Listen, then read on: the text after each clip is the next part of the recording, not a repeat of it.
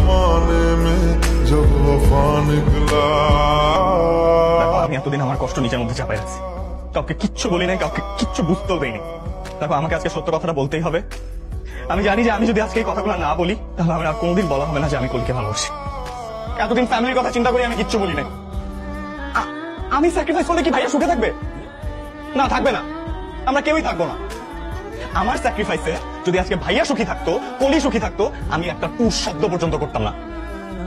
আমি আমার ভাইয়ের জন্য সবকিছু স্যাক্রিফাইস করতে পারি। আমি কলিকে যতটা না ভালোবাসি, কলি তার চেয়ে বেশি আমাকে ভালোবাসে। কথা আমাদের কাকে বলিস নি কেন? জিজ্ঞেস করছো আমাকে যে বিয়ে ঠিক করছি, কার সাথে বিয়ে, ভালো কি মন্দ? আচ্ছা তোমাদের কি একটা বারো মনে হয় নাই যে আমার কিছু বলার থাকতে পারে বা আমার কোথাও পছন্দ থাকতে পারে? নাকি সংসারটা তোমরা করবা? এত ভালো একটা ফ্যামিলি ছিল। হ্যাঁ, তো সমস্যা কি?